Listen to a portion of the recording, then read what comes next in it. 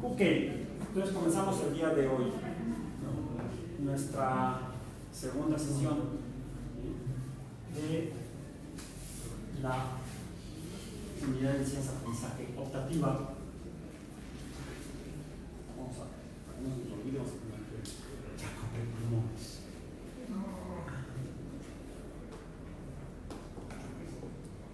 Introducción al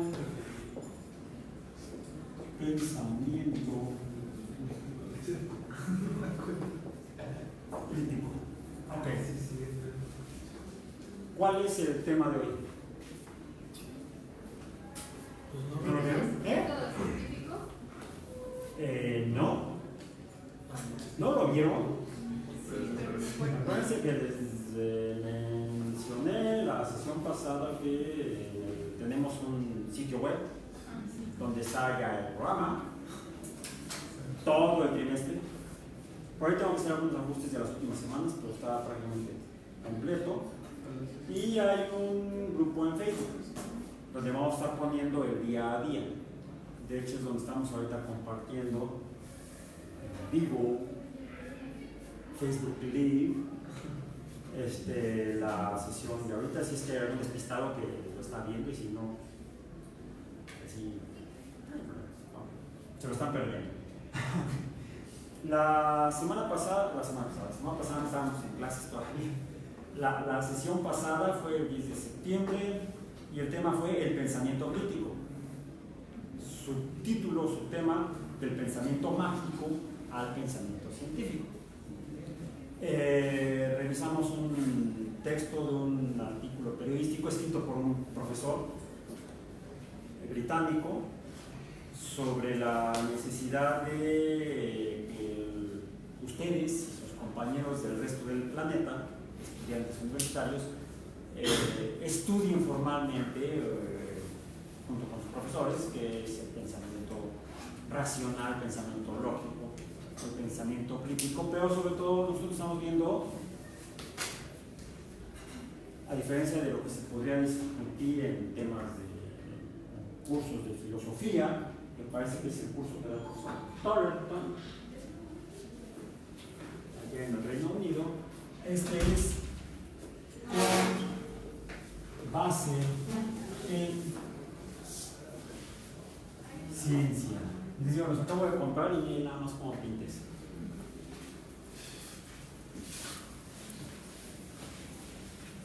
Ok. Con base en ciencia. No filosofía. No filosofía. Sí vamos a revisar algunos aspectos de la filosofía, del amor al conocimiento, es lo que significa. La afinidad por el conocimiento, pero con base en ciencia. Y revisamos qué entendemos actualmente por ciencia, por ejemplo, a través de un texto que también debieron haber leído, del doctor Rosenbluth. Está me gustó, me está gustando. No acabé, pero sí. Bueno, la idea era leer nada más la parte introductoria para fines del curso. Okay. Pero si quieren echarse el librito, adelante. Creo que sería muy recomendable. Está interesante. Sí. Yo sí me puse a reflexionar mucho del por, o sea, pues sí, ese hecho de que plantea del por qué hacen ciencia, o sea, que mucha gente hace ciencia, sin embargo no sabe por qué la hacen ni justificar para qué. Es como la cocina, como el arte culinario. Se dice que es un arte. ¿Es un arte o es una ciencia? Cocinar. Tal vez La investigación que hacemos en los centros de investigación que nos decimos científicos, ¿es un arte o es una ciencia? No contesten ahorita, para eso es el curso. Pues hay artículos que hablan de eso, ¿no? De cómo el arte y la ciencia tienen varias cosas en común. Mucha gente ha reflexionado al respecto, lo han meditado, medítelo, ya me lo medí, me queda perfecto. Ok. Entonces, sí es muy recomendable que terminen de leer, no es obligatorio, es recomendable que terminen de leer próximo. No es el único sobre el método científico, no es el primero ni será el último, pero es un buen texto, aunque tiene sus años, está ubicado cronológicamente y se nota el contexto en la redacción, que es de 1971, pero aún así sigue siendo muy válido. Lo que afirma él sigue siendo muy válido hoy en día, sigue siendo cierto, no podemos probar que sea falso. Y la mayoría de las evidencias sugieren que Rosenbluth tiene aún razón. Y por cierto, este texto, les digo, no es el primer texto sobre método científico, es de 1971. ¿Cuál habrá sido el primer texto sobre método científico como lo entendemos hoy en día? O al menos el primigenio. ¿Cuál? El de Descartes. El de René Descartes. Era francés. René Descartes. Vamos a mencionarlo tratando de llegar al tema de hoy. Estamos todavía retomando de la sesión anterior. Entonces, con base en ciencia, pero eso sería referente a lo que llamamos o conocemos como el método científico. Uno supone que para hacer ciencia y pensar críticamente con base en eso, pues necesitamos alguna forma de hacerlo. Eso sería el método. El método es cómo hacemos las cosas. Cómo cocinamos unos chiles en nogada, pues necesitamos el método. ¿Sí? Además de los chiles, la carne, la granada, etc. ¿Sí? Entonces necesitamos el método, la receta. La receta. ¿Quién escribió la primera receta de lo que ahora entendemos como método científico? Mencionaron a René Descartes. Bien. Tienen por ahí lo escribió en un libro. ¿Lo tienen por ahí? ¿Lo han leído? Le dicen, el método científico de René Descartes. El discurso del método, o sea, el discurso, él describe, dice cómo es el método, al menos eso dice que dice, o dicen que dice, ya es una otra lengua. Aunque ahí también mete un poco de aspectos de religión.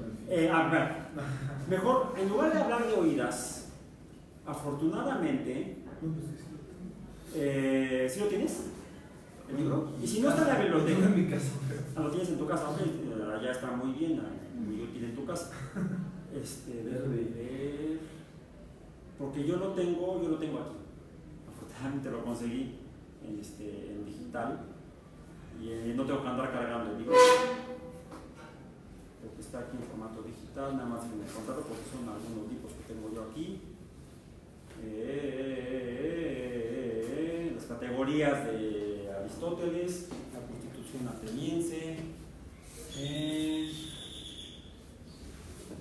Apología de Platón, las leyes de Platón, la República de Platón, el arte de la guerra de Sun Tzu, los textos de Leonardo. Aquí están. Filosofía matemática, filosofía natural y principio de matemática de Newton, también tengo aquí. Y aquí está. No es que me estoy dando cuenta que no lo tenía en el dispositivo, lo tenía en la red, en la nube. Que andaba en las nubes era yo. Dice que ya lo descargó, pero no hace falta que lo tenga. Bueno, se titula. Ya lo abrió. El título del libro. El título. Para que dijiste el discurso del método. El título completo del libro es El discurso sobre el método. Lo tengo en inglés. No lo tengo en francés, no lo tengo en latín, lo tengo en inglés, no lo tengo en español. Fue la versión que encontré digital. Del discurso sobre el método con el cual, de manera correcta, se debe conducir la razón y la búsqueda de la verdad en las ciencias. Ese es todo el título. Se los voy a leer en inglés. Discourse on the method of rightly conducting the reason and seeking truth in the sciences, por René Descartes. Y tengo aquí la introducción que escribió Descartes para presentar su libro, que dice que son 6 libros, por cierto. Es un volumen con 6 capítulos o libros, le llaman. Dice, está en inglés, lo voy a leer al español. En este discurso que parece ser muy largo para leerlo de una sentada, lo estoy diciendo en español mexicano actual, leerlo de una vez, en una sola vez, puede dividirse en 6 partes. Lo divide en 6 partes. Y en la primera encontraremos varias consideraciones acerca de las ciencias. En la segunda, las principales reglas del método con el cual el autor ha descubierto, más del método que el autor ha descubierto. Él asume que descubre el método, no lo inventa, es diferente. A través de la observación lo ve, y quizá en la actividad humana, y entonces, eso existe y lo escribe. No es que a él se le ocurrió, andaba pensando, meditando y voy a inventar el método científico. Es en la segunda. En la tercera, ciertas reglas de la moral que el autor ha descubierto con este método. ¿Qué es la moral? Son las reglas que asume una sociedad para la convivencia. O sea, usa el método para estudiar las reglas de la convivencia humana. ¿Sí? Diríamos que inventó la ciencia de la sociología. Es la primera ciencia escrita así, no la física. En la cuarta parte, los razonamientos por los cuales él, el autor, ha establecido la existencia de Dios y del alma humana.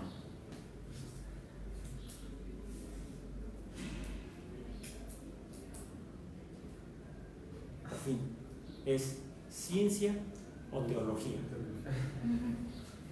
Ciencia materialista o teología. Y decimos que este es el fundador del método científico. Es de 1630 y algo, creo. No recuerdo la fecha. Y aquí la edición que tengo no tiene la fecha. Curiosamente, esta versión digital en inglés no tiene la fecha de edición. ¿Alguien podría encontrar, googleen la fecha, googleen el libro a ver si encuentran la fecha de edición? Sí. Dado que no trajiste tu libro en papel. Ahí sí debe venir, fíjate. ¿De cuándo es? Y de hecho lo que tengo es una compilación. Una compilación de varios libros. Y ahí viene el discurso del método con el cual demostró que Dios existe. 1637. ¿Cuánto? 1637. 1637, no estaba yo tan errado, 1630 y algo. 1637. El método científico, pongámoslo entonces entre comillas. 1637. Siglo XVII. Mismo siglo. Unos años antes.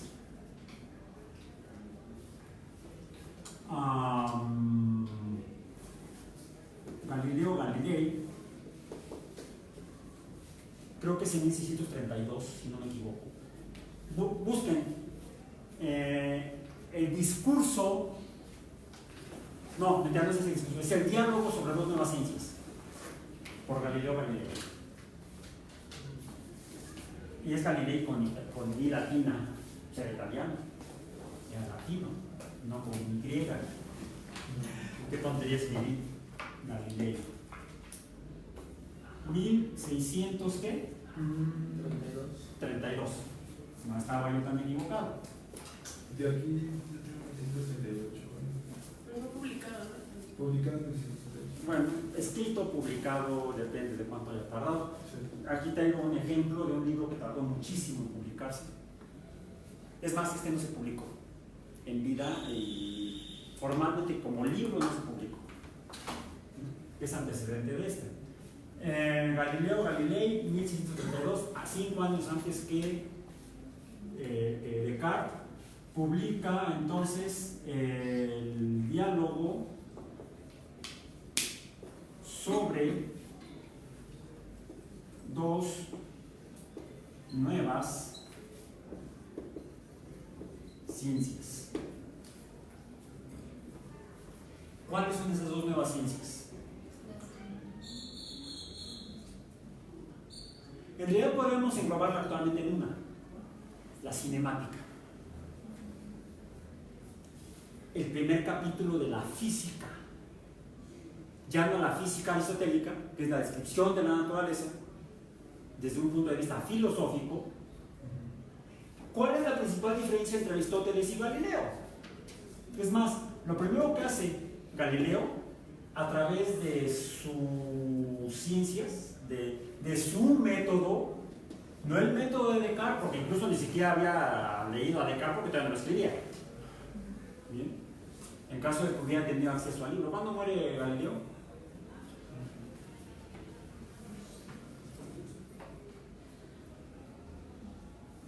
¿Cuándo murió Galileo? 1642. 1642, 10 años después de publicar el diálogo sobre dos nuevas ciencias. ¿Bien?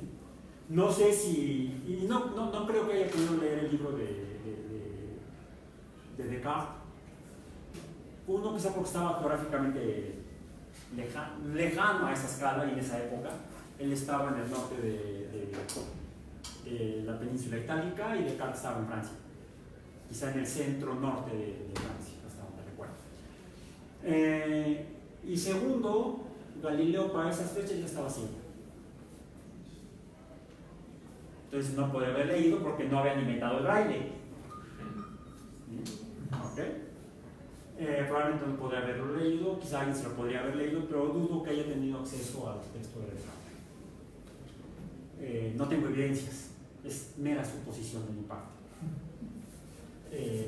Es una deducción que hago en función del contexto histórico del asunto. ¿Bien? Bueno, eso sería parte del método científico de Descartes, el método deductivo. Es una parte del método científico con el cual Descartes deduce que Dios existe. Yo deduzco que Galileo no leyó a Descartes. Y quizá por eso Galileo pudo inventar dos nuevas ciencias, una realmente, la cinemática, a partir de hacer algo que Aristóteles no hizo. Algo que decía Aristóteles es que los objetos pesados, este es un plumón, debe pesar más que un pedazo de papel. Los objetos pesados caen más rápidamente que los objetos livianos. Aristóteles tenía razón. Sin embargo, lo que hizo Galileo fue, no hay registro escrito de que Aristóteles haya hecho esto que hice yo. O sea, la experiencia de ver cuál cae primero. Él quizá a través de sus observaciones cotidianas se atrevió a deducir esa afirmación. Los objetos pesados gravitan más rápidamente que los objetos livianos. Lo que hizo Galileo fue, y así inventó dos nuevas ciencias, no lo hizo exactamente de esta manera, lo hizo de una manera más pausada, pero lo que pretendió hacer fue esto. ¿Cuál cayó primero? Cayeron igual. El papel liviano y el plumón pesado. O sea, desmintió Galileo a Aristóteles. Aristóteles estaba equivocado.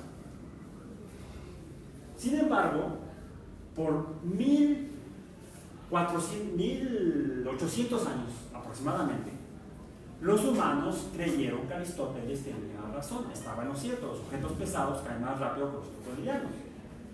Lo que hizo Galileo fue, en su método, incluir la experimentación. Era un método experimental. Un método experimentado. Quiere decir que hace la experiencia, lleva a cabo la experiencia, lo vive, lo hace, se ensucia las manos.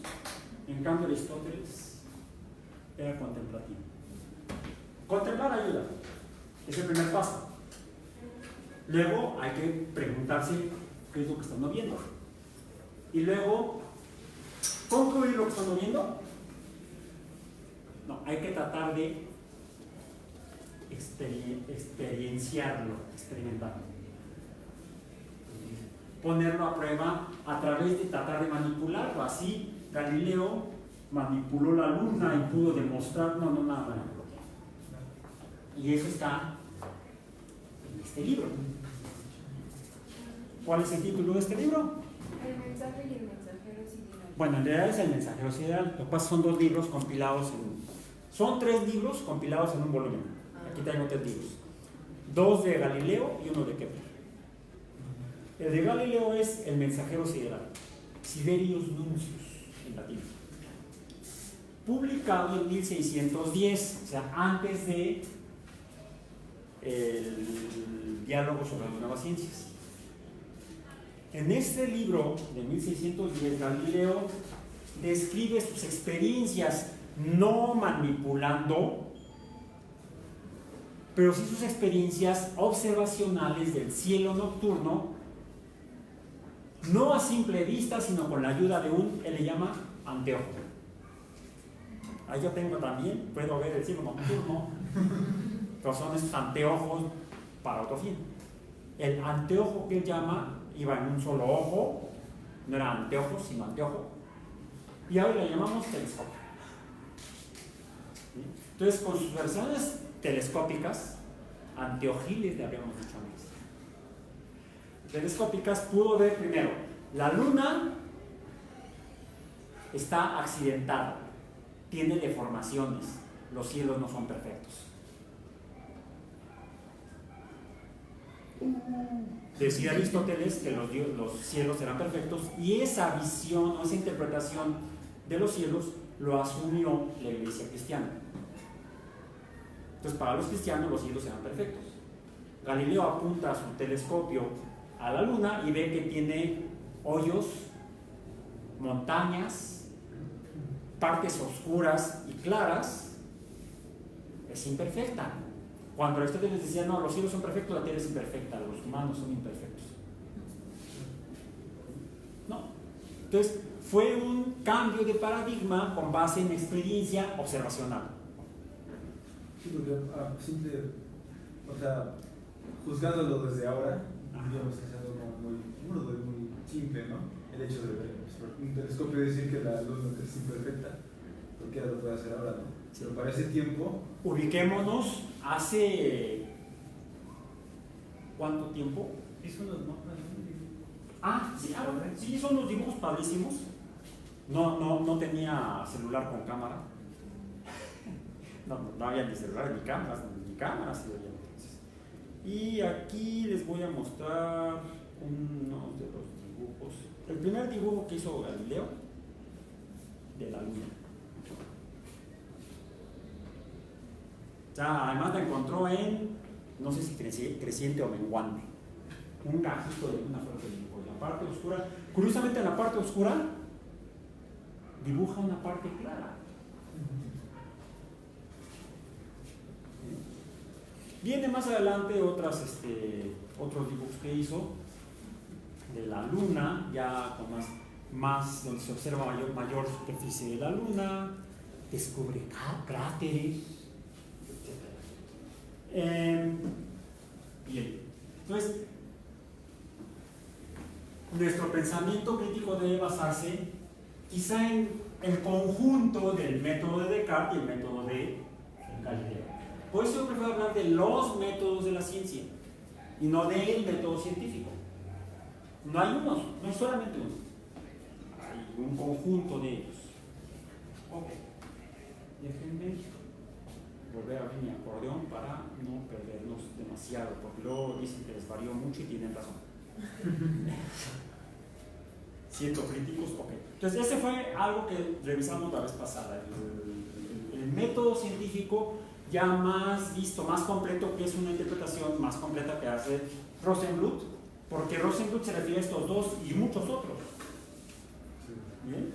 Creo que ahora que lo estaba leyendo te puedes dar cuenta que están incluidas las dos visiones, las dos formas de ver a la ciencia, ya no en el siglo XIV, sino en el siglo XX, el siglo pasado, 1971. ¿Sí?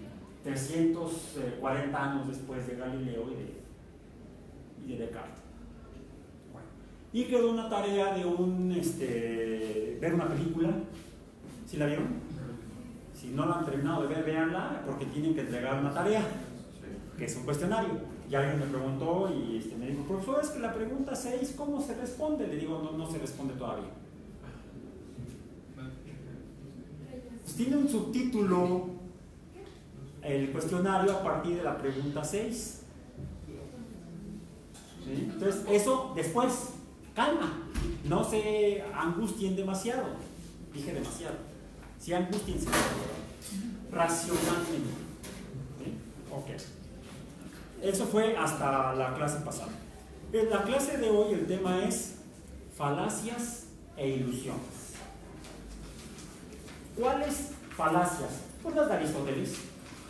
Los objetos pesados caen más rápido que los livianos.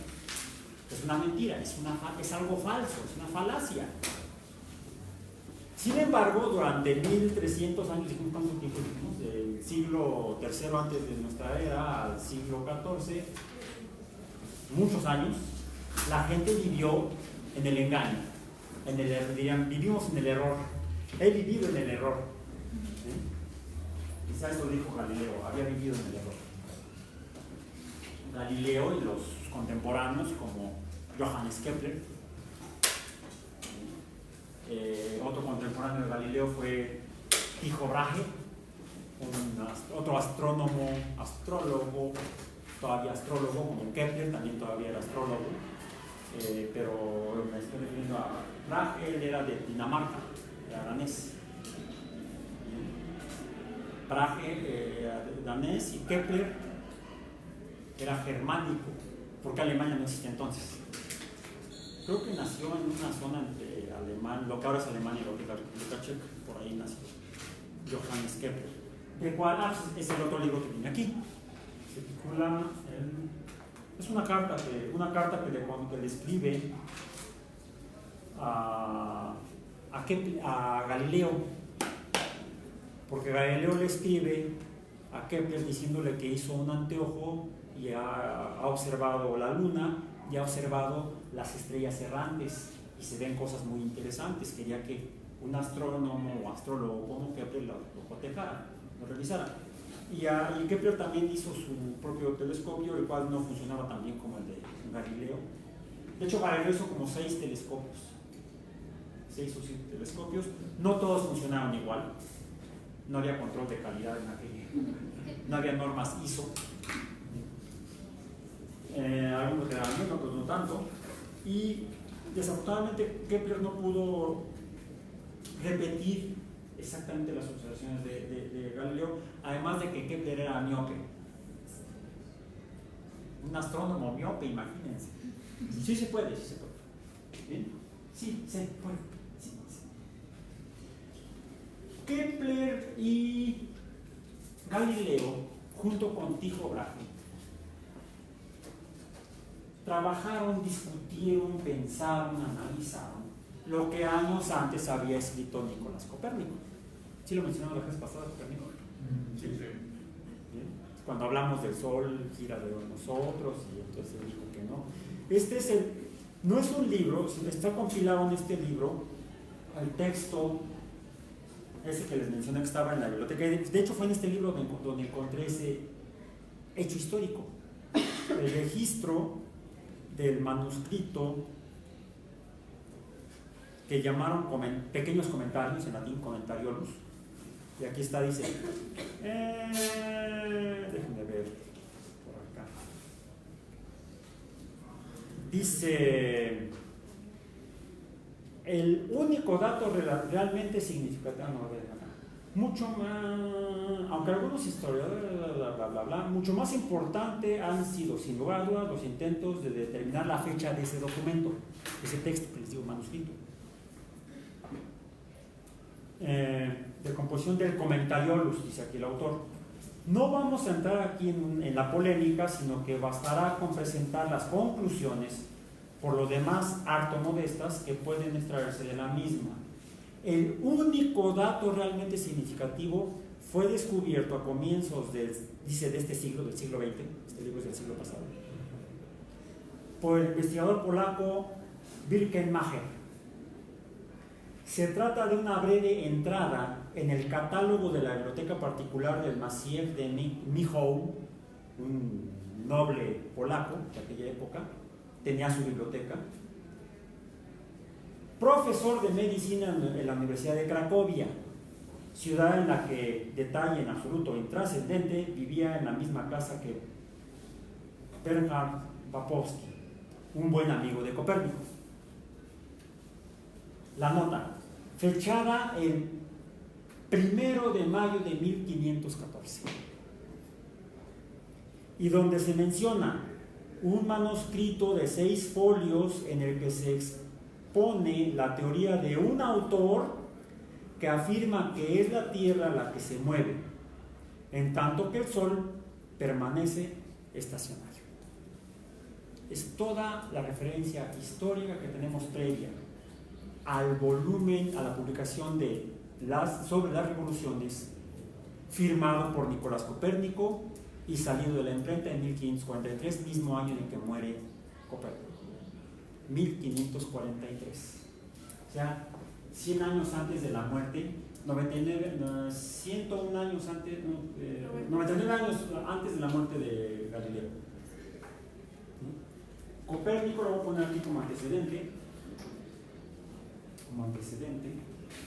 porque muchos afirman que la ciencia moderna nace con la revolución copernicana.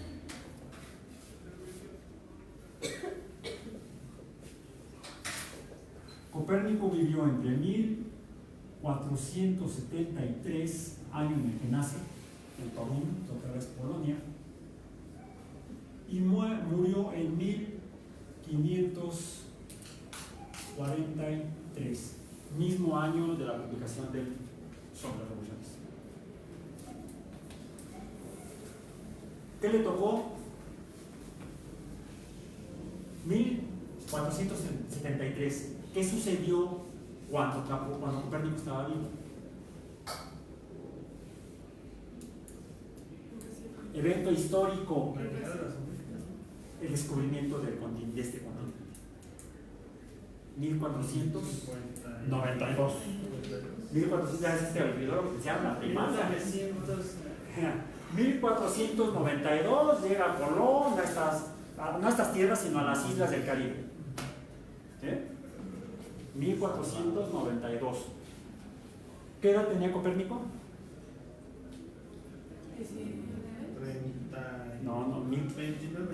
19 años. O sea, era de la edad más o menos de ustedes, como cuando entraron a la universidad. ¿A qué edad entraste a la universidad? Bueno, ya. A los 21. ¿Alguien quiere entrar más o menos? A los 19. Yo entré a la universidad a estudiar aquí a la UAM a los 18. Hace 40. En 1979. En este edificio fue el primer edificio donde yo tomé clases. En el C214. Todavía me acuerdo. Mi Alzheimer no está tan mal. No está tan bien. No está muy mal mi Alzheimer. Entonces, cuando Copérnico tenía 19 años, año en el que Colón se topa con este continente, él entró a la Universidad de Cracovia a estudiar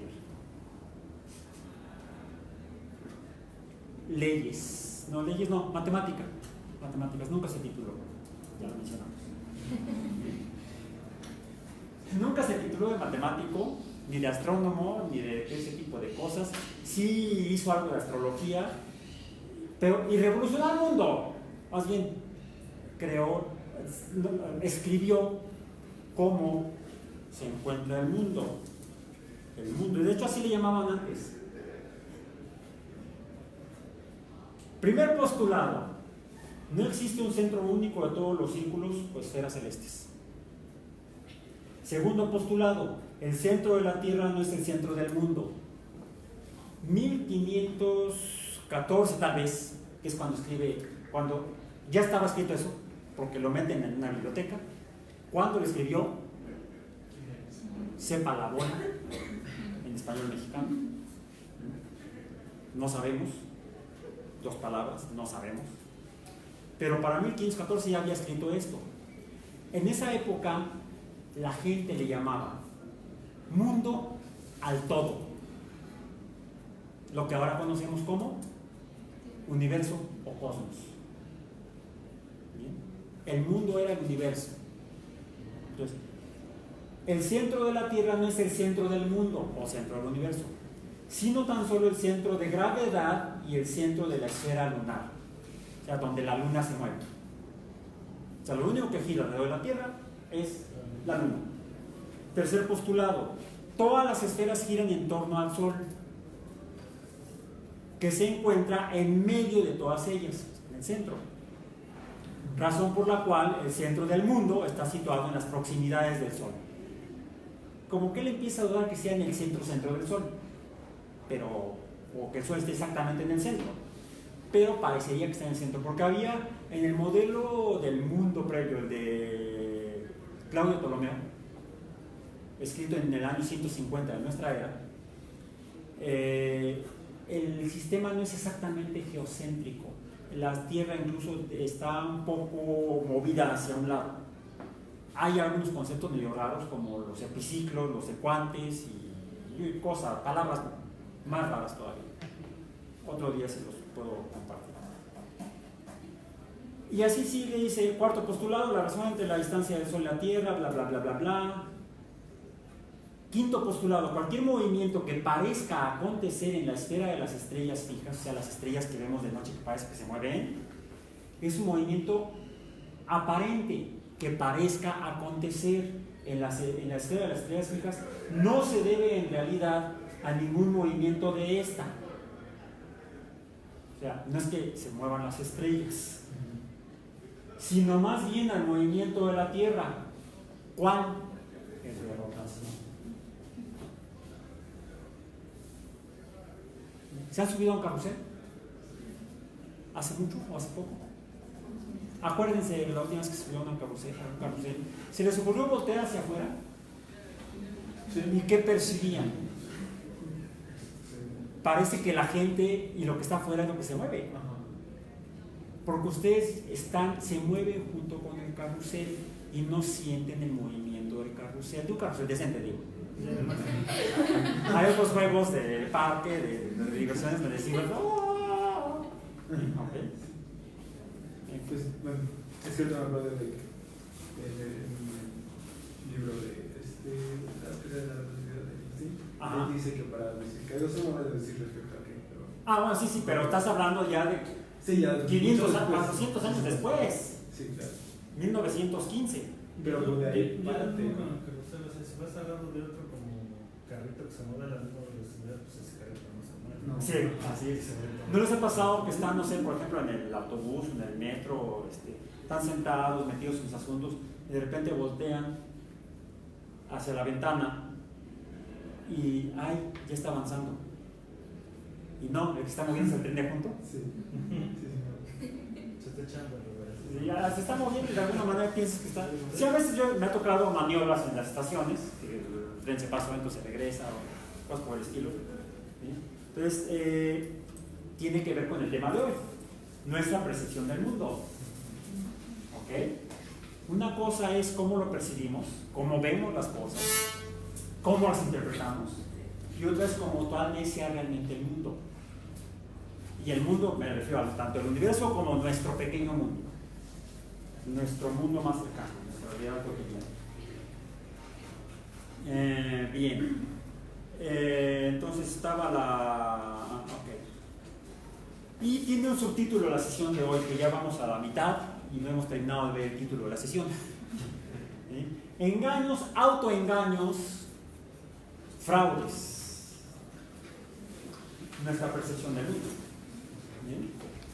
Hay un pequeño texto, realmente es más pequeño que el artículo de Guardian de la clase pasada. Léanlo, por favor. Se titula, bueno, está en un sitio web, no es un artículo ya periodístico, es un blog, es un bloguero. Salud, que no se llama Salud, se apellida Cisneros, el bloguero. Démosle unos 5 o 10 minutos para que lean, es un texto muy cortito. ¿Perdón? El título del texto es Lo inexplicable y el pensamiento mágico, que es de 2002. Lean.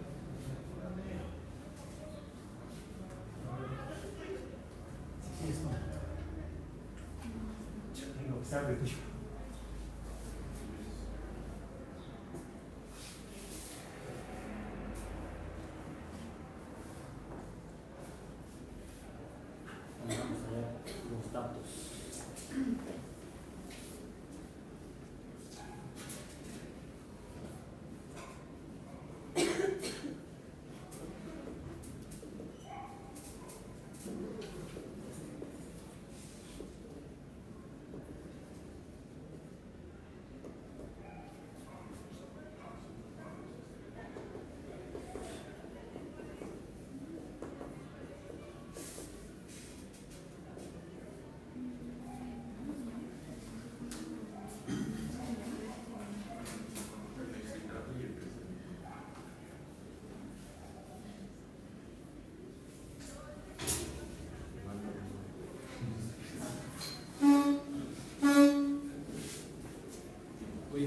Adelante, adelante.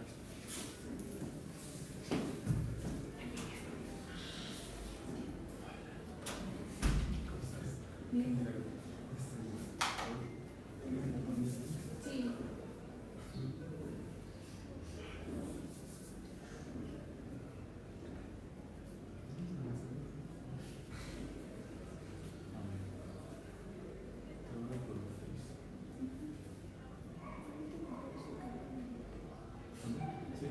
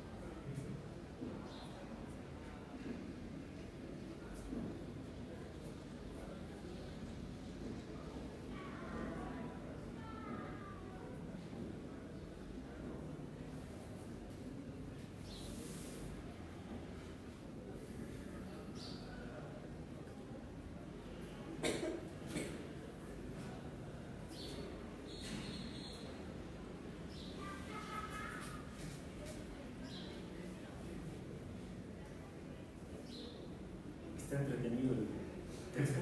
Sí,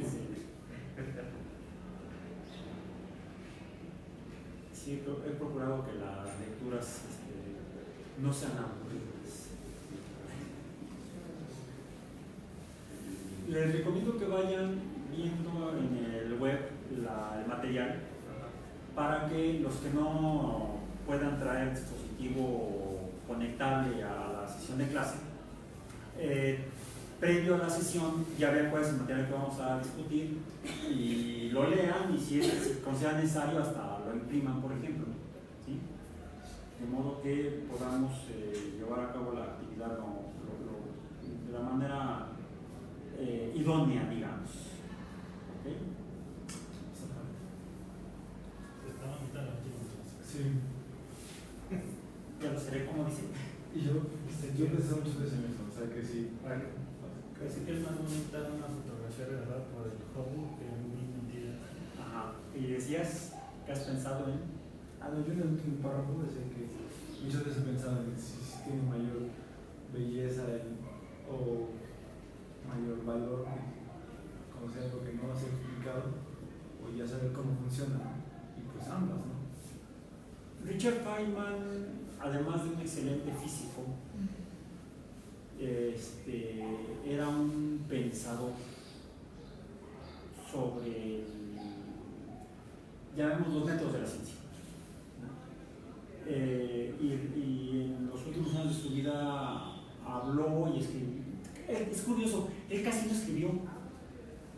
Richard Feynman, premio Nobel en física y uno de los físicos más brillantes del siglo XX, escribió muy poco. Hay un libro que es casi se considera como la Biblia básica de la física de los estudiantes de física, estudiantes universitarios de física, que son las Feynman Lectures, como las clases del Dr. Feynman. Él no lo escribió.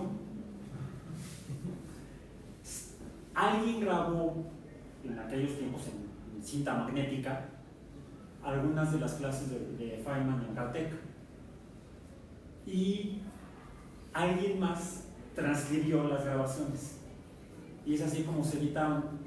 Creo que después de la muerte de Feynman o en los últimos años de vida de Feynman se editaron las Feynman Lectures, que se usan en muchas universidades todavía como uno de los textos básicos de física, aunque ya son viejitos. Feynman murió en 1988.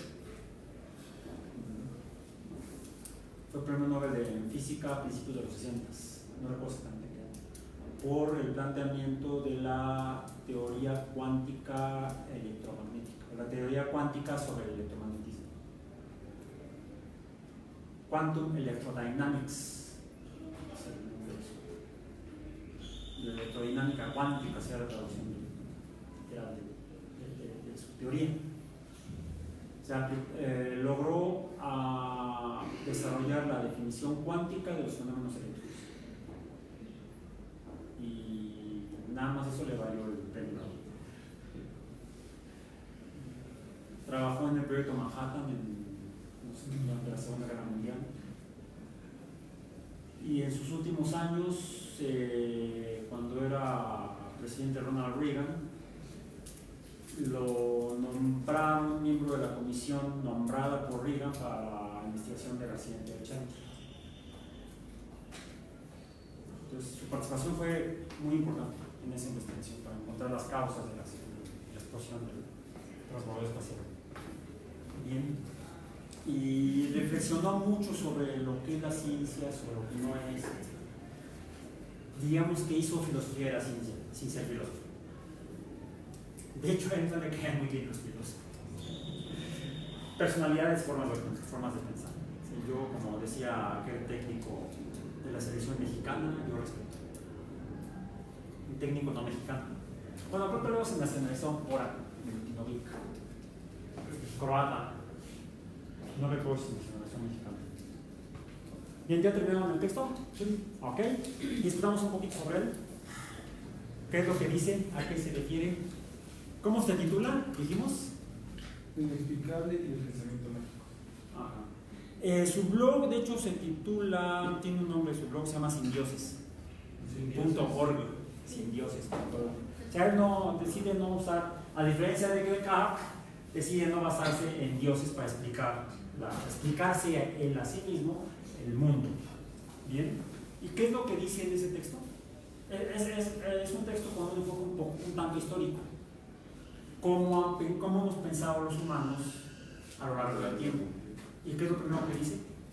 Pues antes solíamos darle algún fenómeno natural, lo atribuimos a un dios. ¿sí? El trueno, Ajá, Zeus. No, el relámpago Zeus en el Mediterráneo, en la costa norte del Mediterráneo, aunque la cultura helénica se propagó por todo el Mediterráneo hace más de 2000 años. Más para acá, en lugar de Zeus, explicaban un fenómeno asociado al relámpago, lo asociaban, el trueno, otra cultura, pero del norte de Europa, lo asociaba a otra deidad. No, Thor. ¿No han visto los cómics de Marvel? En el siglo XX se vuelve hasta un cómic, una historieta, una historia de cierto tipo, donde retoman el personaje de Thor como el dios del trueno. Los noruegos, los del norte de Europa, los vikingos, explican el sonido y el poder del trueno, el susto que les da el trueno al dios Thor, el cual es hijo de Odín. En cambio, Zeus era hijo de la guayaba, no. No, era hijo de un titán. De un titán. ¿De quién? Cronos, el padre del tiempo. Cronos, el padre de los dioses era Cronos. Y la madre. Todos vieron Furia de Titán. ¿Cuál? ¿La versión de los 80s o la versión de la última? No, la última no me gustó. Es puro CGI, imágenes generadas por computadora. En cambio, la otra, además de que la argumentación está más apegada a los textos griegos, la de los 80s, son efectos de veras de cine. Esos efectos estaban bien chidos.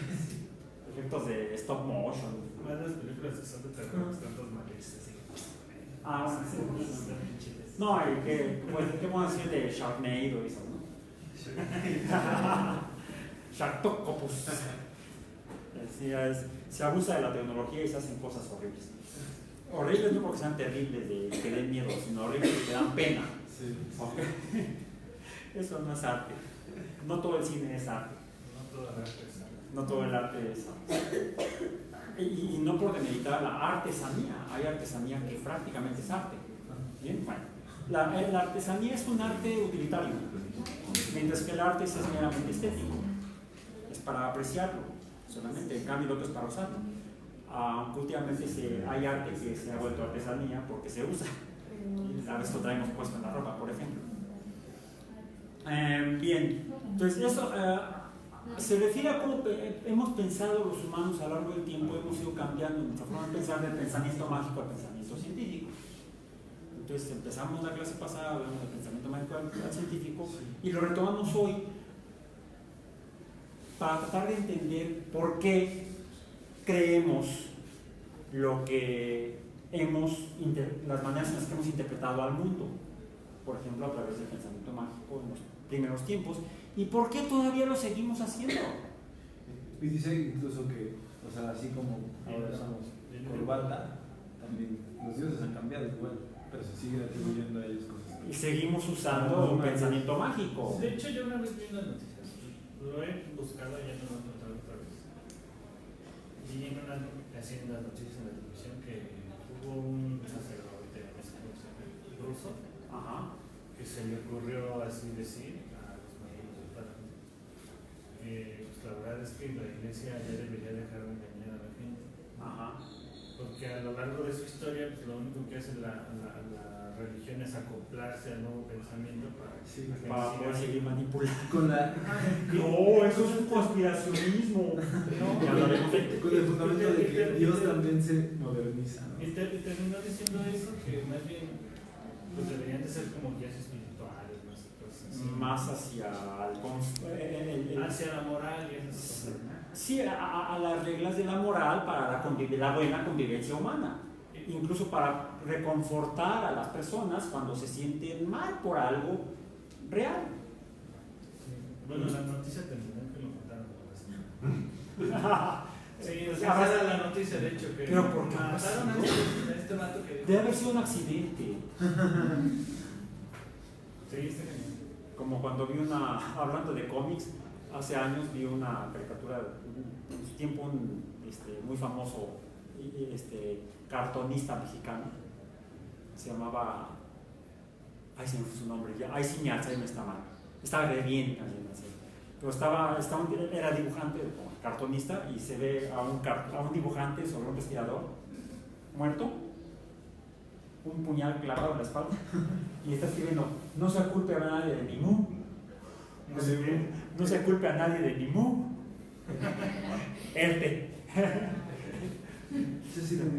No terminó de escribir porque la puñalada. Periodista. Creo que lo vi en el Museo de Estanquillo, ese mismo. Sí, no recuerdo si fue Eras con H, era un cartonista de la década de los 60, 70, u otro famoso de aquella época. Vayan al Museo de Estanquillo, al Museo de la Caricatura. Sí, son muy ilustrativos. La caricatura no tiene nada de caricatura. Ok, bien. Para tratar de entender qué no es cierto, qué es falso, qué son falacias, me encontré hace un buen rato en internet una presentación en PowerPoint de un profesor de astronomía, un astrónomo de hecho, un astrofísico, ya no astrólogo ni astrónomo sino astrofísico, asiático que emigró a los Estados Unidos hace muchos años, de nombre Gervan Terzian.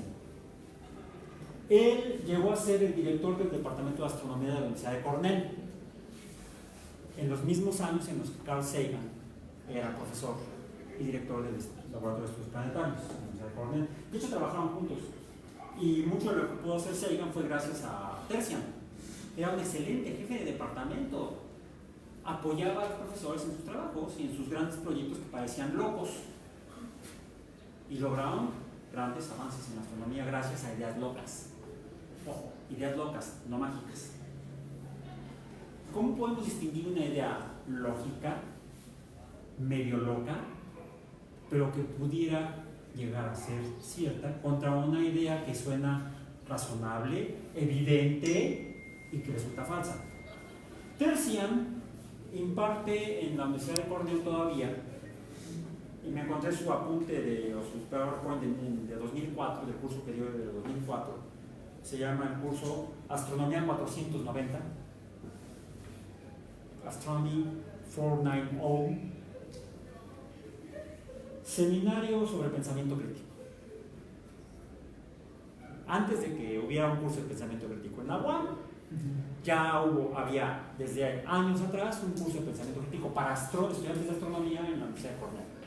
De hecho, ese curso no lo creó Terzian, lo creó Sagan. En los últimos años de su vida, en finales de los 80 y principios de los 90, se murió en 1996. Con su muerte, el curso de pensamiento crítico se canceló, ya no se volvió a impartir, por muchos años en Cornell, hasta que Terzian dijo: este curso tiene que impartirse. Así como Tollerson, ¿cómo se llama? Nuestro colega británico, el que leímos la clase pasada, ya se me olvidó, y Alzheimer, Tollerton, da un curso similar en Essex. ¿Bien? Y aquí damos el curso en la UAM. Porque es importante, creemos que es importante. Bueno, revisemos rápidamente la presentación descárguenla rápidamente, la presentación de Terzian, la cual me permití traducir. Está en formato de PDF. Entonces, si su dispositivo puede abrir PDF, no hay problema. Lo vamos a poner en el pizarrón, las notas más importantes, para que podamos todos discutir al respecto. Yo la tengo aquí guardada ya en PDF y la voy a abrir con mi aplicación de PDFs. No me entiendo, tengo como PowerPoint. Es un PowerPoint de aproximadamente 6 megabytes. Y en el título original en inglés es Fallacies and Paradoxes. Falacias y paradojas. ¿Qué es eso? ¿Qué es una falacia? Lo acabo de... Espérense. Abran, ¿ya lo abrió? Falacias y paradojas. Nos basamos en la presentación de Tersian, de Germán Tersian. Él es armenio, nació en Armenia. Yo luego miró los tomos. Viene en la primera lámina donde dice pensamiento crítico, números curiosos. ¿Ya lo vio? Está descargando. Bueno, voy adelantando para ir ganando tiempo. Cuando se descargue, ustedes se ponen a recordar. Dice números curiosos. Si tienen por ahí una calculadora, también el celular, chico, ¿qué hago? Si no, saquen el abaco, entonces. Multipliquen 111.111.111 por sí mismo, o sea, al cuadrado.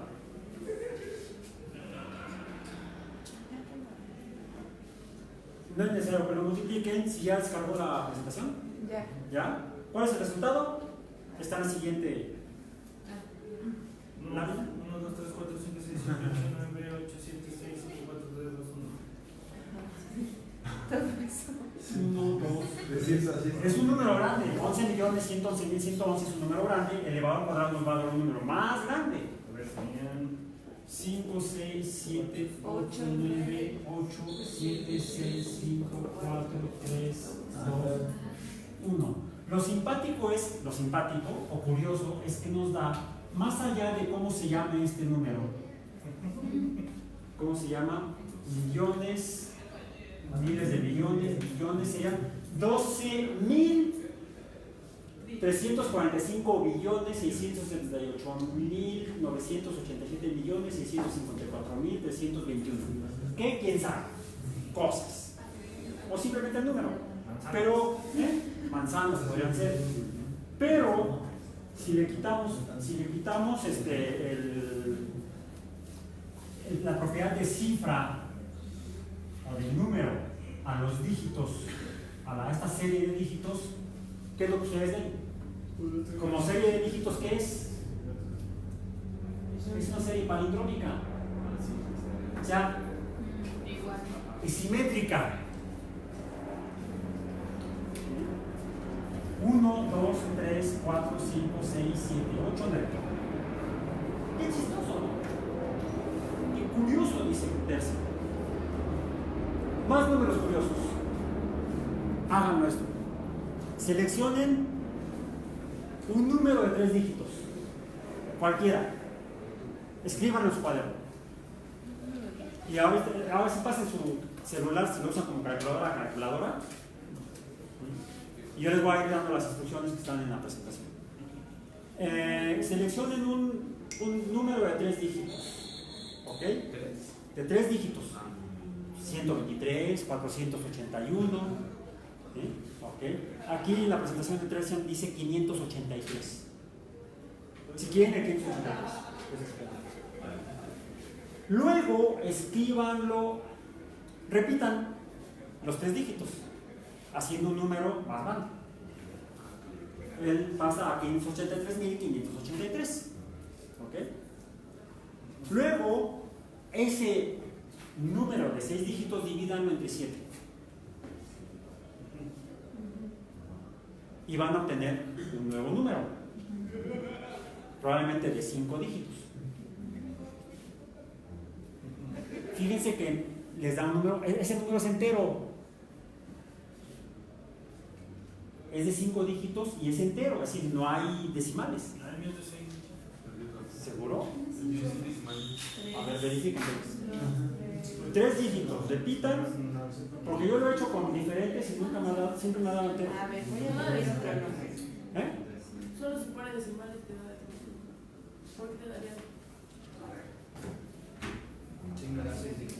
6 dígitos, ¿sí? No, 6 ya dígitos. lo hice con otro y también me da eso. Bueno, aquí te dio 6 dígitos. Tenemos al menos una ratificación. Dividan el último número, este último número que tuvieron de 6 dígitos,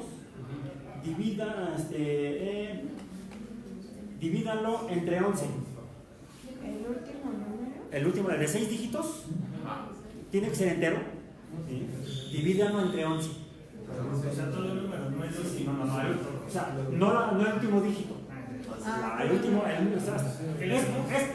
esto es un número de 9, de 17 dígitos. ¿Bien? Es un número. ¿Bien? Entonces, comenzamos con un número de 3 dígitos. Luego lo repetimos los 3 dígitos y obtenemos un número de 6 dígitos. Lo dividimos entre 7 y nos da un número de 5 dígitos. Este número de 5 dígitos, perdón, si dije otra cosa hace rato, divídanlo entre 11. Entre 11. Y no tiene decimales. Bien. Finalmente, este último número que acaban de obtener, divídanlo entre 13. Entre 13. ¡Magia! ¡Wow! Está bueno, sí, cuando quieras. Cuando vean la pantalla de sus cuates, ya saben. Magia. No, son propiedades matemáticas. Sí. Son puros números primos los que dividimos. O sea, no sé qué tiene que ver, pero sí. Probablemente. Sería cosa preguntar a los colegas No matemáticos. sé qué tiene que ver, pero. Yo soy biólogo. Así, Tercia nos muestra cómo hay ejemplos matemáticos de operaciones matemáticas que parecen mágicas. ¿Bien? Luego, en la siguiente, después del siguiente ejemplo con números, da una definición de falacia. Regresen a la presentación. ¿Y qué es una falacia? ¿Lo leo? Sí, por favor. Una falacia es un argumento contra los hechos. Las propuestas ofrecidas como premisas aparentan apoyar la conclusión, pero de hecho no proporcionan ningún sustento.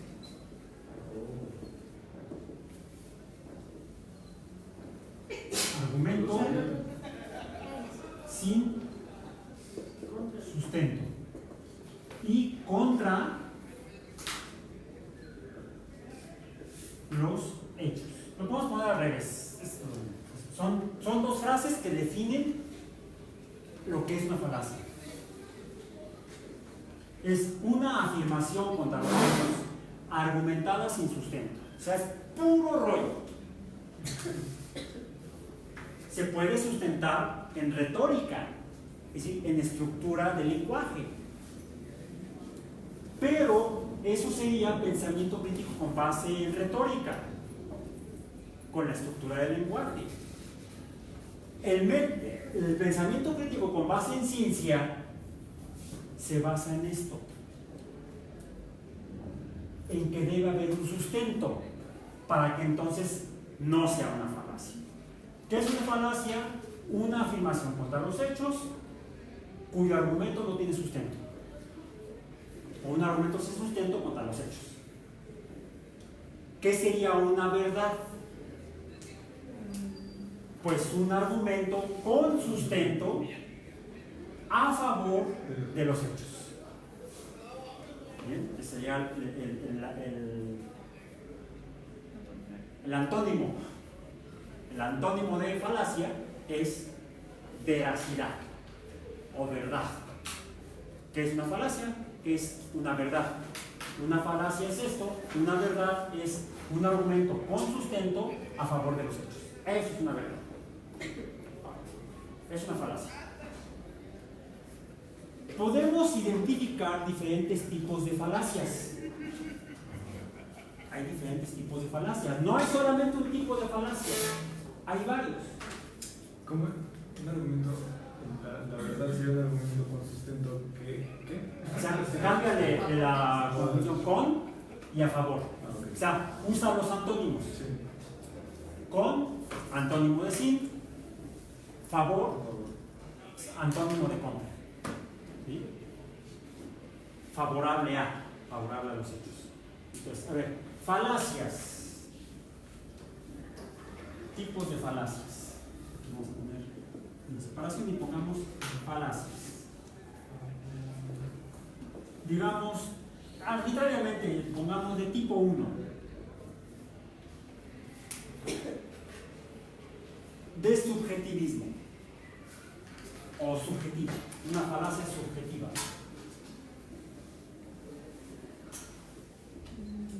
Y la define Terzian. ¿Cómo?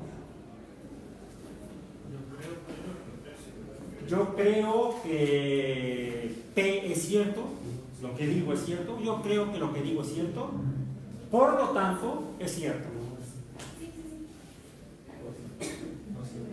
Yo quiero que lo que diga sea cierto, por lo tanto es cierto. ¿Ve?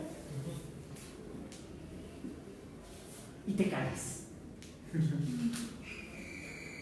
La sopa está rica y te cagas. Falacia paterna o materna. Sí. Porque sé cómo. Porque lo digo yo. Porque lo digo yo. Y fíjense, a uno lo educan con base, probablemente con base en falacias. A lo mejor es cierto, pero no hay todavía el argumento, el sustento al argumento. No hay un sustento al argumento. Es una falacia. Y es muy común, es de las más, si no es la más común, de las más comunes en la vida cotidiana. Siguiente, también es muy común, y sobre todo en nuestros países, ¿no? En nuestras tierras, en México. Es más, se ha usado hasta como eslogan de campañas comerciales, de campañas de gobierno, no campañas proselitistas a favor para una elección, sino campañas con buena intención social. La segunda, apelación a la o las mayorías. Mayorías que puse ahí, yo puse.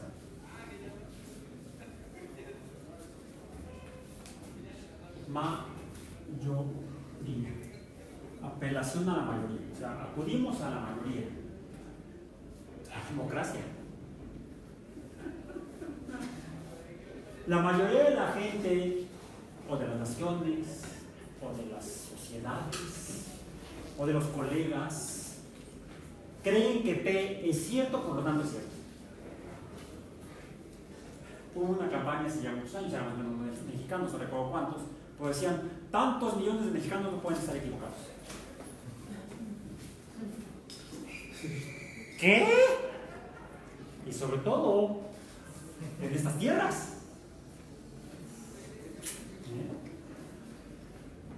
¿Qué tan común es?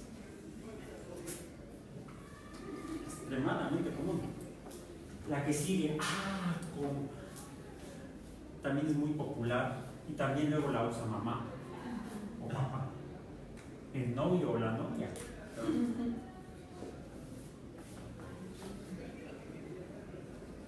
Apelación a las emociones. Emociones. Es chantaje. Chantaje sentimental. Solo sigue tu corazón. Tu corazón. Sí. Solo sigue tu corazón. ¿A dónde va? Escucha a tu corazón. Pum, pum, pum, pum, pum, pum. Y luego, todavía cuando es pum, pum, pum, pum, pum, pum, no. Un médico, algo me va a pasar, ahí sí escuchen a su corazón. ¿Sí? Ahí no es apelar a las emociones, es apelar a los síntomas. Está dando la taquicardia. Okay. Apelación a las emociones. Ándale, sí.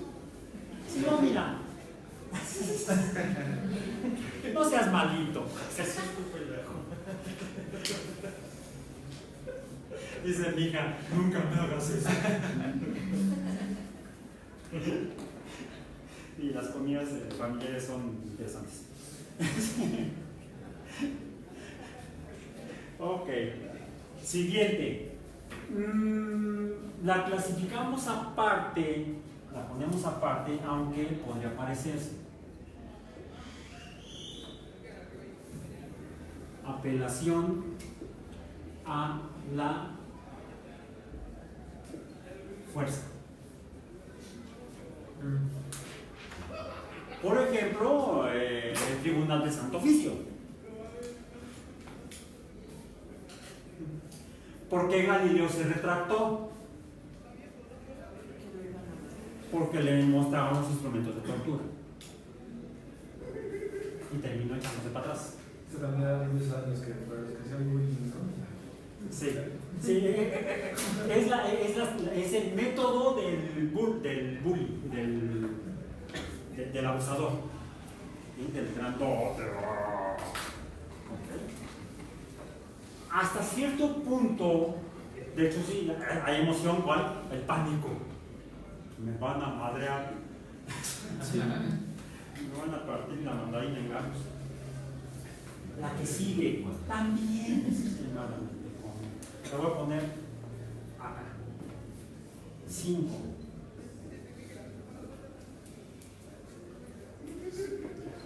Y lo más trágico es que esta la usamos en ciencia. Pues sí, ¿cómo puedes contradecir a alguien? ¿Y a quién? Es que es una autoridad en el campo. Pues en el campo, porque yo estoy en la ciudad. En el tema. No, ahí viene el doctor fulanito. Y su experimento está equivocado. No hizo el número de repeticiones o no hizo octavas consideraciones. Linus Pauling, premio Nobel en Química por el descubrimiento de la estructura de las proteínas. En sus últimos años afirmaba que la vitamina C curaba el cáncer. Y fundó hasta un nuevo campo de la medicina ortomolecular. Se más sencilla, artomolecular. Porque el señor era premio Nobel en Química por un gran descubrimiento. Eso no evita que diga mentiras. Si ustedes quieren de buena fe, estaba convencido de sus observaciones, pero una revisión de los experimentos que hizo al respecto demuestra que hay muchas fallas en su método experimental. ¿Sí? Entonces, como fulanito lo dice, es cierto. ¿Sí? Nuestro premio Nobel nos dice. Y a cada rato nos traen premios Nobel de lo que sea a hablar de cosas que no saben.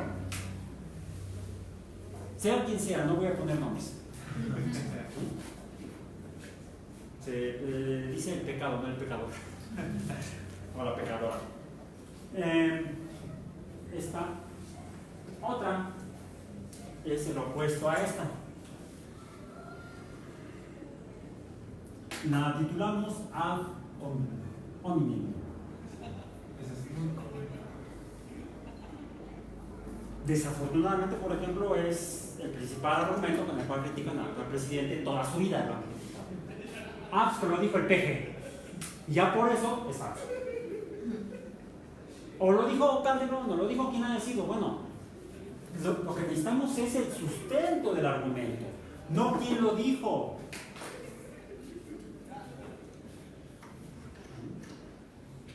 Por ahí hay una frase que me gusta mucho, porque es muy ilustrativa, sobre todo cuando uno está en este tipo de posiciones. De lo que sea, chiquitas, grandes, hay autoridades chiquitas, grandes. Es el discurso final en la película de Patton. George Patton, el general gringo de la Segunda Guerra. En la película. Y además parece que él sí en algunos de sus discursos lo dijo. Esa película históricamente está bien hecha porque usa muchos hechos reales de la vida del general. Y era un hijo de la fregada, finalmente militar. Pero, otra vez, no el que haya sido un hijo de la fregada hace que todo lo que dijo fuera o falso o malo.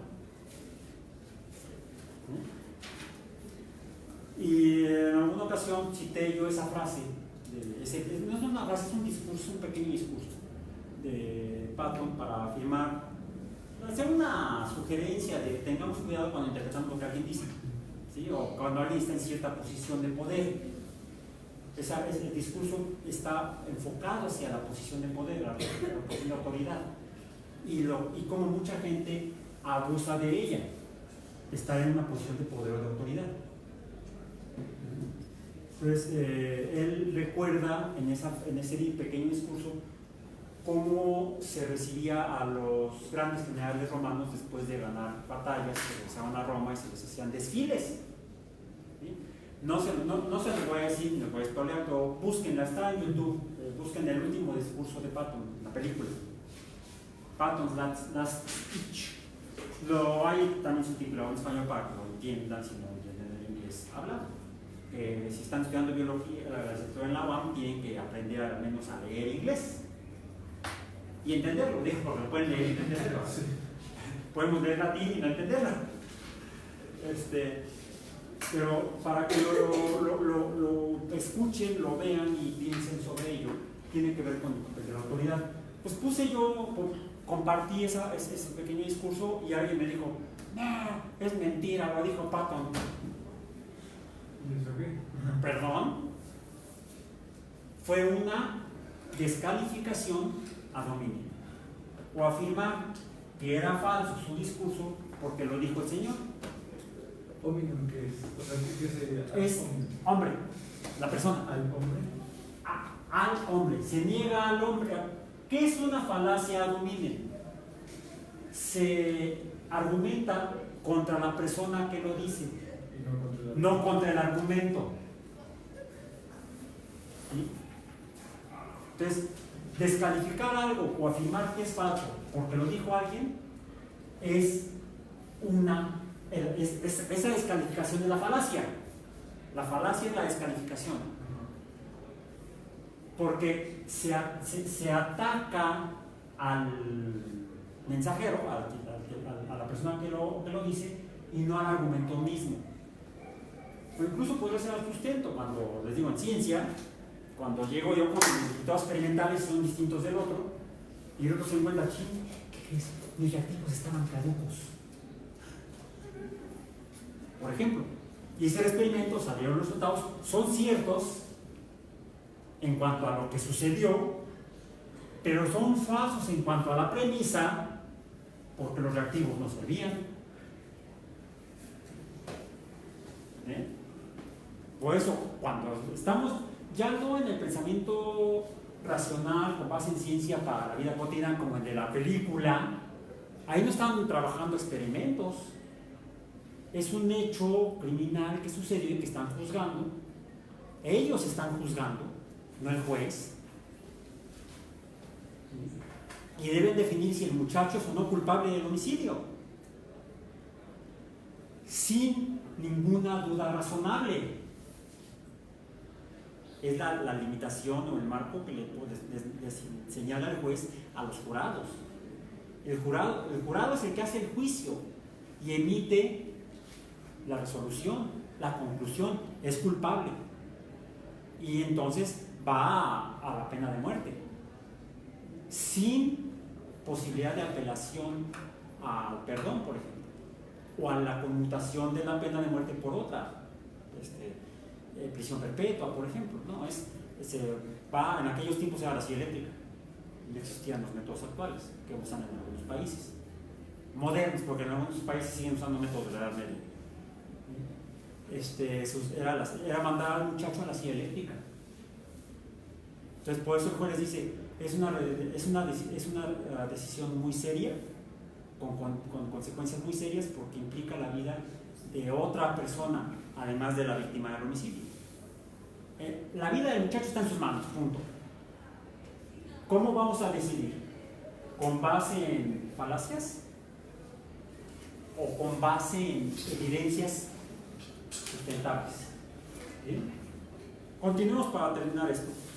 Entonces, ad hominem se argumenta contra la persona, no contra el argumento. El argumento circular es La afirmación se basa en sí misma. No, se tiene que basar en evidencia externa. ¿Sí? Entonces, la séptima es el argumento circular.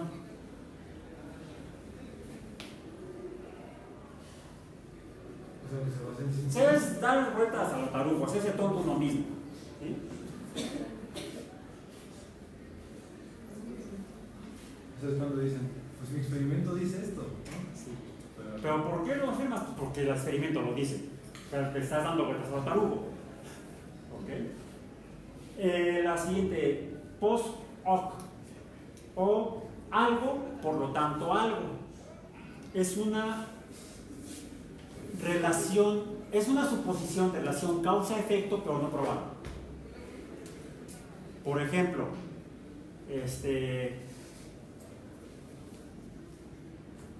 por allá se mueve un árbol y alguien se desmaya. El árbol provoca desmayos. La luna, ¿no? La luna llena, las mujeres Se ponen típico que dicen. locas. No, esa es otra.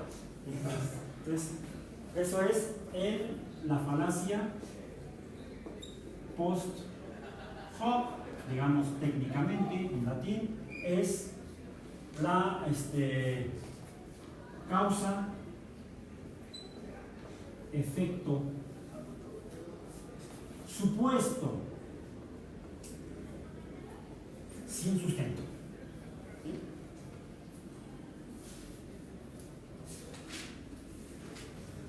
Falso alternativo. Toman cualquier argumento para ostentar cualquier afirmación.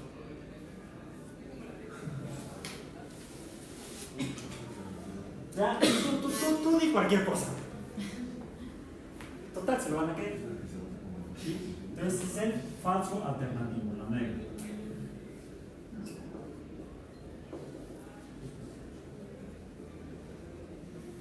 Diríamos que sería la falacia ilógica totalmente. Sin relación una idea con otra. Esto también es muy común. Es la base de las religiones. Apelación a la ignorancia.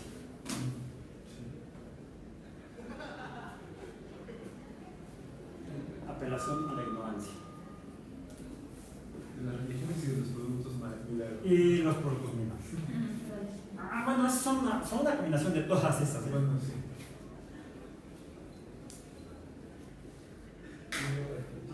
La ignorancia.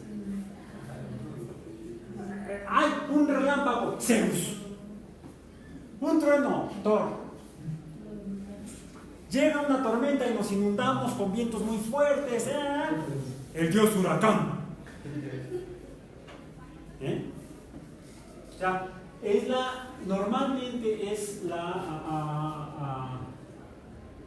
ha estado relacionado con la creación de entes sobrenaturales como causantes de fenómenos naturales. De la vida misma.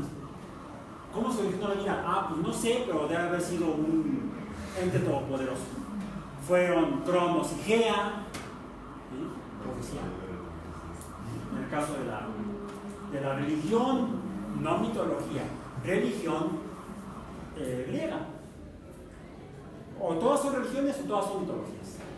No hay de que la mía es porque lo dice el Papa, es verdad.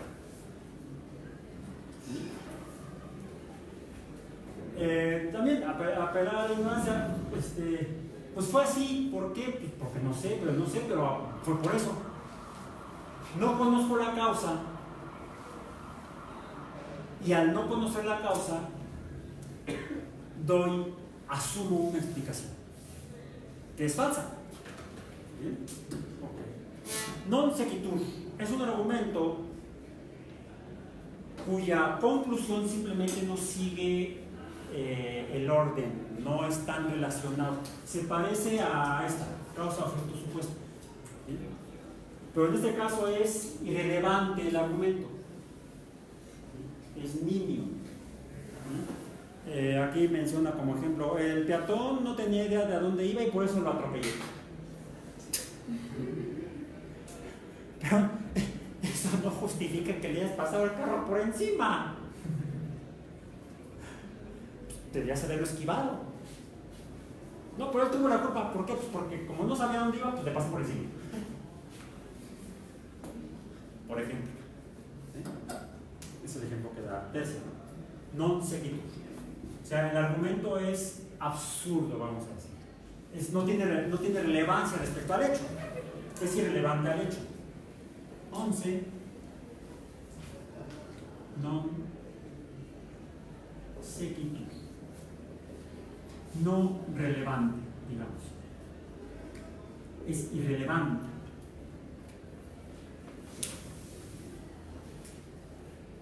Y esa sería la última. ¿Por qué nos pueden engañar tan fácilmente? ¿Por qué nos pueden engañar tan fácilmente? Vean, continúen en la presentación y qué es lo que van a encontrar. De hecho, tiene que ver con las imágenes que puse yo en Twitter y en Facebook para la clase de hoy. Si no pueden ver el resto de la presentación porque ya la cerraron, ¿qué es lo que muestra? Ilusiones ópticas. ¿Sí? Si no, pues vean las que están en Facebook, en la sesión de hoy, y hay dos líneas horizontales en una de ellas, paralelas, y tienen algunos accesorios en los extremos. La pregunta es, ¿esas dos líneas paralelas son de la misma longitud? Cuando las vemos de primera intención, podemos responder a la pregunta con cuál respuesta. ¿Son de la misma o de diferente longitud? En las imágenes, que también está por ahí en la presentación que hacen. No, estaba yo mencionando las que puse en el grupo de Facebook y en Twitter. Es más, me las voy a abrir más rápidamente aquí en Twitter. ¿Cómo está en Twitter? En Twitter como prof Raúl Alba. Prof-Raúl Alba. Raúl-Alba. ¿Y en Facebook? En Facebook como... Bien, gracias. Como Raúl Alba nada más. Es más, en la página de la clase de hoy abajo viene el vínculo para que puedan entrar al grupo de Facebook. Pero por ejemplo,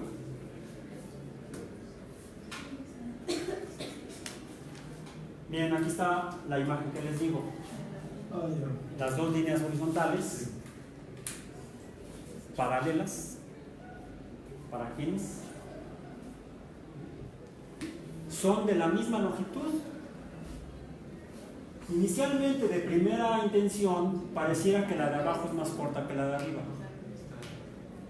Pero si tomamos una regla y las medimos, vamos a encontrar que tienen exactamente la misma longitud. Las líneas diagonales que están en los extremos, como cabeza de flecha en un lado y como flechas invertidas en la otra, hacen que nuestra interpretación neurobiológica de la imagen nos engañe y nos haga suponer o asumir, afirmar que son de longitud diferente. Se ve parece más larga la de arriba que la de abajo. ¿Bien? Ahí, para los que están en Facebook. Y si no, pues están ahí en Facebook, pueden verlo. Incluí otra imagen de dos pares de cuadros, un cuadrado inscrito en otro cuadro. Bueno, de hecho, dos cuadrados inscritos en dos cuadrados mayores, siendo los cuadrados mayores más pequeños el externo de la izquierda que el externo de la derecha. Ahí, ¿cuál es la impresión que nos da la interpretación?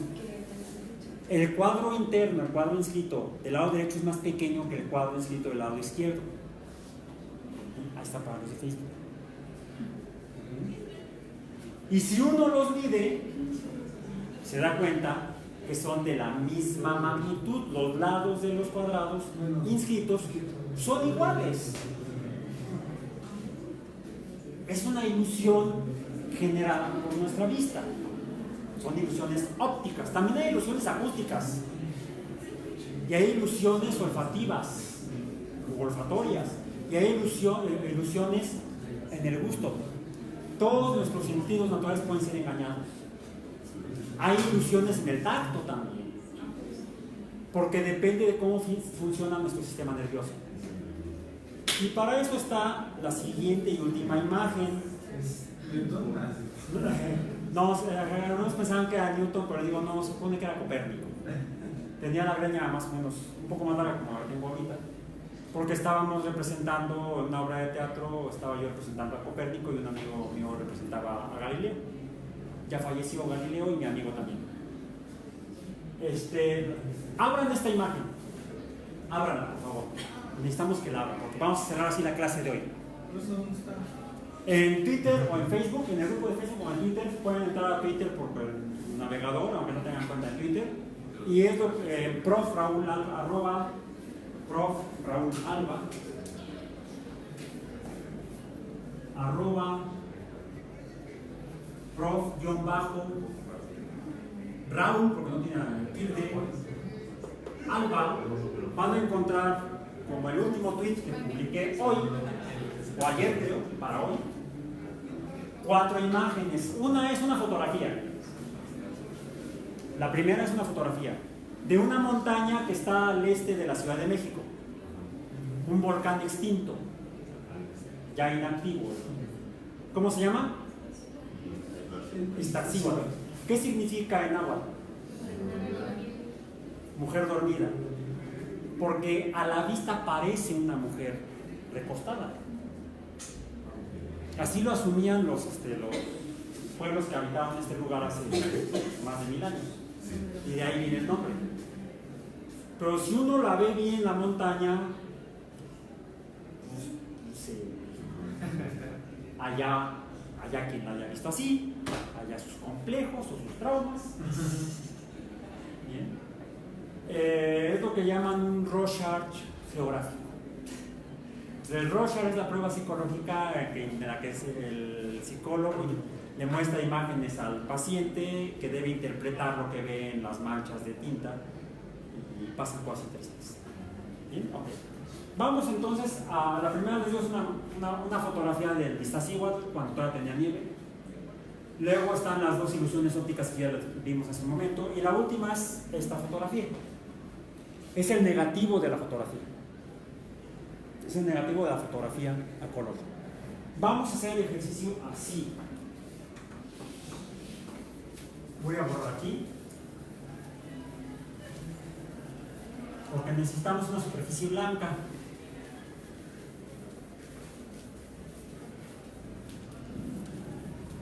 Una superficie blanca. Lo más blanca y no manchada posible.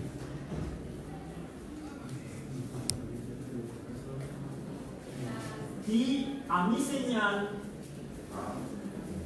van a poner la imagen frente a sus ojos de esta manera, hacia el frente. ¿Sí? Viendo como si van a ver el pizarrón. No importa si está orgulloso o no, no importa, de cualquier manera funciona. ¿Ok? A mi señal la van a poner al frente y van a fijarse en la coana nasal, que ahí se ve como un punto blanco casi. ¿Sí? Y véanlo durante 30 segundos fijamente con la mirada pues, principalmente orientada, no enfocada, pues orientada hacia el punto blanco que está en el centro de la imagen. Voy a contar 30 segundos. Ya.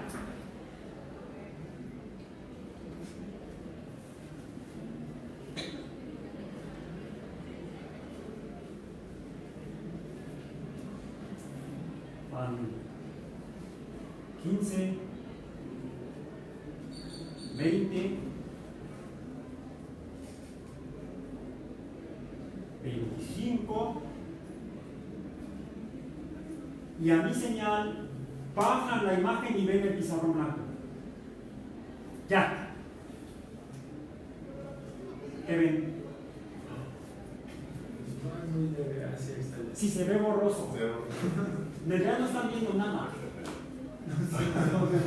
No hay nada en el pizarrón. Es la imagen grabada en su corteza visual. Un fantasma. El fantasma de Copérnico. Así tendrán la conciencia. A ver si no se les aparece hoy en la noche. Desaparece el señor. Se les aparece Copérnico. La obra de teatro trataba de eso, se le aparece a Copérnico a Galileo. Cuando Galileo nace, Copérnico ya estaba muerto. Bueno, y la obra de teatro trataba precisamente que está Galileo el día que lo van a enjuiciar, ya lo van a declarar culpable de herejía, y está leyendo y está angustiado, está estresado, cae en un sueño profundo y se le aparece Copérnico. Esa era la obra. Como se dan cuenta, nuestros sentidos naturales pueden ser fácilmente engañados.